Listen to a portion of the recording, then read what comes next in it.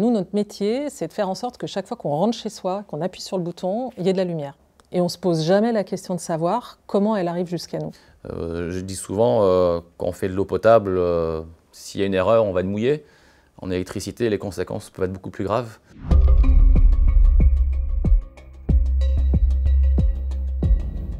Ces métiers de l'électricité, en quelque sorte, c'est vraiment les héros invisibles du quotidien. On ne les voit pas, mais grâce à eux, on a tout ce dont on a besoin à la maison. En gros, on va transporter l'électricité de l'endroit où elle est produite, donc la centrale de production, le panneau photovoltaïque, jusque chez le client final, donc jusque dans les foyers. En électricité, il y a deux façons de faire. C'est soit la mettre en souterrain, soit la mettre en aérien. Il y a 20 ans, on montait beaucoup poteaux à la main, entre guillemets, à la ceinture. Maintenant, les entreprises ont tous investi sur des nacelles et on monte au poteau, mais dans un panier, donc en sécurité, c'est beaucoup moins physique. Voilà, ce qui est bien pour tout le monde, mais voilà, c'est ces progrès-là qui font que maintenant le métier est beaucoup plus accessible. On le sait, avec les effets du dérèglement climatique, avec les tempêtes, les inondations, l'accroissement de la température, les canicules, de plus en plus les réseaux ont du mal à supporter ces effets. Donc quand vous voyez arriver quelqu'un chez vous et que ça fait 3 jours que vous n'avez pas d'électricité, alors là pour le coup vous êtes vraiment content qu'il ne soit pas invisible. Et ça c'est vraiment des métiers vraiment en contact avec l'humain, où on va avoir cette reconnaissance, cette fierté qu'on n'a pas souvent à mon avis. On est quand même beaucoup en tension sur le métier d'électricien, parce que c'est un métier qui est un peu méconnu. Il y a le BTS Travaux publics qui va former les jeunes au métier du travaux public, mais on n'est pas sur l'électricité. Il y a les BTS électrotech, qui vont former les électriciens au métier, mais électricité de bâtiment. Et nous, on est entre les deux.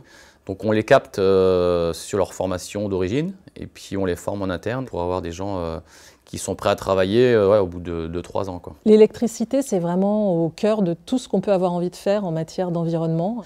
Et c'est aussi l'électricité, tout ce par quoi on essaye de remplacer tout ce qui va être pétrole, gaz, charbon. Donc il y a un avenir phénoménal, et c'est vraiment tous nos collaborateurs qui travaillent autour de l'électricité qui vont rendre possible cette transition énergétique. Il faut vraiment être conscient que c'est un métier qui est dangereux. Les formations sont là pour maîtriser notre métier, maîtriser les risques. Non, il n'y a pas de peur à avoir, il faut juste être très pro, voilà, forcément, appliquer vraiment tout de A à Z, rien laisser au hasard. Mais je touche du bois, ça se passe bien. C'est pas forcément difficile de respecter les règles, mais vous pouvez avoir des profils qui se sentent plus ou moins bien dans un environnement très normé, avec des protocoles. S'il y avait une seule chose à respecter dans nos métiers, c'est vraiment cette notion de sécurité. Les qualités que l'on a souvent citées dans nos échanges avec nos salariés, c'est de pouvoir travailler pour soi sans que le responsable soit à temps complet à vous surveiller. C'est une belle chose, donc il y a une vraie autonomie. Il y a aussi de la confiance qui est réciproque avec son responsable. Et une fois qu'on a goûté à ça, on a du mal après à soit retourner dans des bureaux, soit avoir quelqu'un tout le temps à se surveiller. Enfin, voilà. Donc ces choses-là font qu'on réussit à attirer du monde, on se démarque un petit peu des autres métiers, je pense. Nous, vraiment, on va le plus tôt possible aller voir les jeunes filles, les jeunes femmes et vraiment leur expliquer que ces métiers, c'est aussi bien pour elles que pour les hommes.